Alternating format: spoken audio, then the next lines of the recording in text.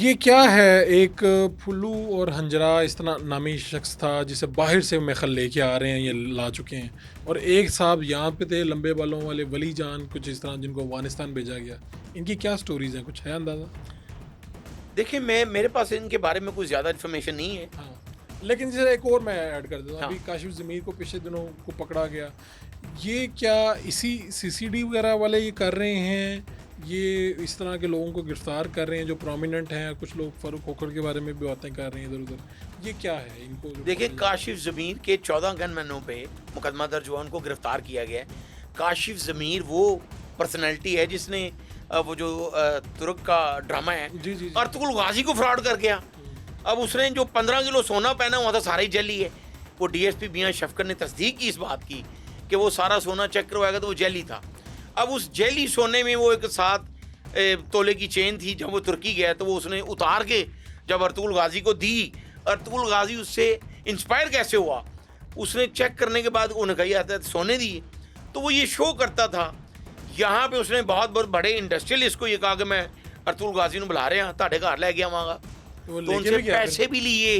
नहीं, लेकिन उसकी जेली सोने से वो मुजरिम तो नहीं हो जाता, वो उसे पकड़ा क्यों लेकिन वो असले की नुमाइश कर रहा है। वो 14 गनमैन लेके फिर रहा है। अब उस पे 11 मुकदमा दर्ज हो चुके हैं। सीसीडी ने उसको वार्निंग दी है और ये लास्ट वार्निंग दी है कि अब अगर किसी के साथ फ्रॉड किया या असले की नुमाइश की, जिसके बाद आपने देखा होगा कि वो कह रहा है मेरे बाप की तौबा कानों को हाथ वो लगा तो रहा कुछ है। लोग कह रहे हैं कि कुछ सहाफियों ने मिलके शायद ये सारा रचाया ये काम, ऐसा है? नहीं, मेरा नहीं ख्याल कि सहाफ़ियों के कहने पे सुहेल जफर चट्टा जैसे ऑफिसर ठीक है। इस तरह का काम करेंगे।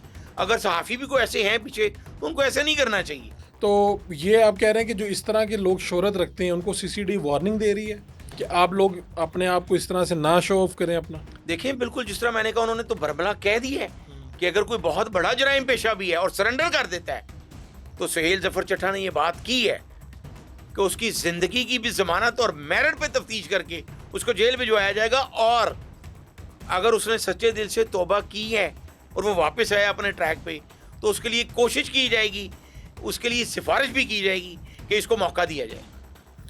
ये जो टीपू ट्रका वाले, जो इनके बच्चे बालाज और मुसब, कहाँ पे है, क्या पोजीशन है इस केस में?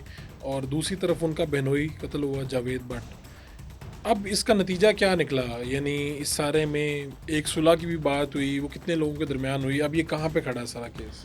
फरूख साहब, ये दुश्मनी को आग लगाने वाली पुलिस है। लाहौर पुलिस ने ये दुश्मनी को आग लगाई है। देखें, सबसे पहले 1994 में बिल्ला ट्रका वाला कत्ल होता है। अब ये बड़ी गौर से सुनने वाली और समझने वाली बात है।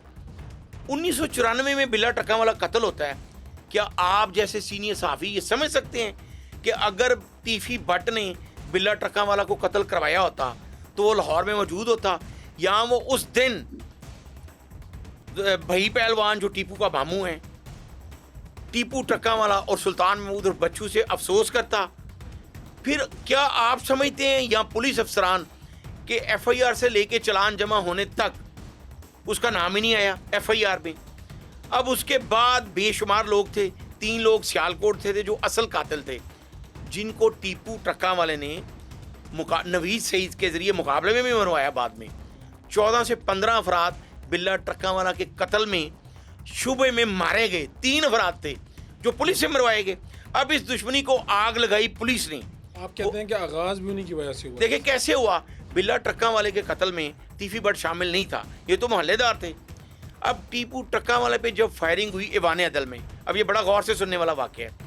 उस वक्त ग्वाल मंडी में एसएचओ थे अतीक सिंधु। जब अतीक सिंधु टीपू ट्रका वाला का बयान लेने गए, जहाँ पे 5 अफराद कत्ल हुए और टीपू जख्मी हुआ, तो टीपू ने अपना ये बयान दिया था कि मैं नामालूम अफराद के खिलाफ मुकदमा दर्ज करवाना चाहता हूँ, मुझे नहीं पता कि ये फायरिंग किसने की।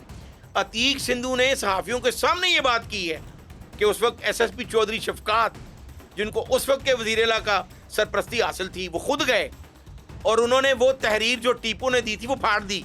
और उन्होंने कहा नहीं, इसमें तीफी भट्ट, गोगी भट्ट, आबद बॉक्सर और शफकत और बग्गा भट्ट को नामजद करो कि इनके कहने पे, इनकी मुशावरत से इन शूटर्स ने फायरिंग की है। अब उसके बाद क्या हुआ, उसी एसएसपी चौधरी शफकात ने मॉडल टाउन में गुलबर्ग में तीफी भट्ट को भी बुलवाया। गोगी भट्ट बाहर से आके उसमें से चला गया।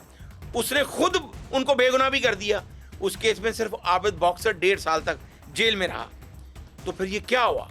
वो ऐसी हवा लगी, ऐसी आग लगी वो आज तक कि वो आज तक नहीं बुझी। अभी किस स्टेज पे है ये सारा मामला, क्या हुआ? अभी बलाज के मर्डर के बाद, अब उससे पहले नौलखा थाने में एक मुकदमा दर्ज होता है जिसमें एक डीएसपी का नाम आया कि उसके घर से रॉकेट लॉन्चर तक बरामद हुए। उसमें एक टीपू ट्रक्का वाले का करीबी दोस्त था शामिल, और वो तफ्तीश ये हुई कि ये रॉकेट लॉन्चर टीपू जो है वो मरवाना चाहता था तीफी भट्ट और गोगी भट्ट के घर।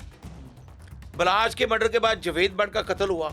अभी अमीर मसब जो है वो चंद रोज कबल जो है वो पाकिस्तान आया, उसकी अबूरी जमानत कन्फर्म हो गई है।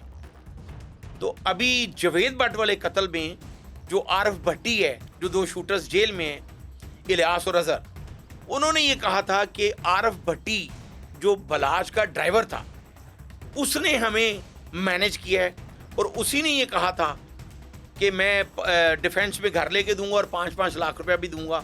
और उस वक्त जो आज एसपी हैं आफ्ताब फुलरवान सीसीडी में, वो तफ्तीश कर रहे थे, उन्होंने कहा था कि ये सारी प्लानिंग अमीर मसब की है। उसके बाद शकील भट्ट जो उनका करीबी अजीज है, उसने भी ये कहा कि अमीर मसब की है। लेकिन ऐसी बात साबित नहीं हुई जब तक आरफ भट्टी जो मरकजी मुलजम है वो सामने आ गई, ये बात ना कहे कि जी मैं अमीर मसब के साथ शामिल था। उसकी इसी बेस पे जमानत हो गई है। ठीक है, अभी उसकी जमानत हो गई है और तफ्तीश जो है वो भी चल रही है। सुलह किन लोगों के दरमियान में हुई? इस सारे केस में कुछ लोगों के दरमियान सुलह भी हुई, वो कौन? हाँ, कैसर भट्ट जो नामजद था मुलजम, उसने बहुत कोशिश की। कैसर भट्ट की तीफी भट्ट से कोई जाती दुश्मनी नहीं थी। अब लोगों को ये नहीं समझ, वो बलाज की दोस्ती की वजह से उसने तीफी भट्ट के खिलाफ कुछ गैर पार्लिमानी अल्फाज कहे। उसकी बात में उसने माजरत भी की, लेकिन वो बहुत कोशिश करता रहा। जिस तरह सूबाई वजीर है हमारे सुहेल शौकत भट्ट, वो दुबई भी गए, और उस पूरे ग्रुप ने, शफकत बगा भट्ट ने भी, कैसर जो उसका भाई है इसरार भट्ट, वो सारे सुल्तान महमूद और बच्चू पहलवान के घर गए। उन्होंने कहा कि ये सुलह कर लें, अब ख़त्म कर दें इस बात को। लेकिन अमीर मसब वो नहीं माना। इसके अलावा और भी बहुत से सूबाई और वफाकी वज़रा इसमें शामिल हुए कि ये सुलह हो जाए। सीसीपी लाहौर बलासदीक कबियाना ने जब कैसर को अबूरी जमानत के दौरान बाहर जाने की इजाज़त दी सुहेल शौकत भट्ट के कहने पे, जो सूबाई वजीर हैं, तो उसकी वजह यही थी कि आप जाके उनको कहें सुलह कर लें। तो जब अमीर मसब की तरफ से ऐसा कोई पैगाम सामने नहीं आया, बल्कि बरमला ये बात सामने आई कि मैंने सुलह नहीं करनी, तो फिर पुलिस भी खामोश हो गई। लेकिन अगर पुलिस चाहे, आज भी बेशुमार पुलिस के अंदर ऐसे लोग हैं जो चाहते हैं कि ये सुलह ना हो, ये काम चलता रहे। बलाज का जो कत्ल है उसका इंसाफ हुआ? देखिए, बलाज के कत्ल में जो तीफी भट्ट है वो इश्तहारी है, वो बैरून मुल्क है। जो शूटर था मुजफ्फर, वो मौका पे मारा गया। एहसन शाह को जेल से निकलवा के मरवा दिया गया। तो सबूत तो पुलिस खुद ख़त्म कर रही है।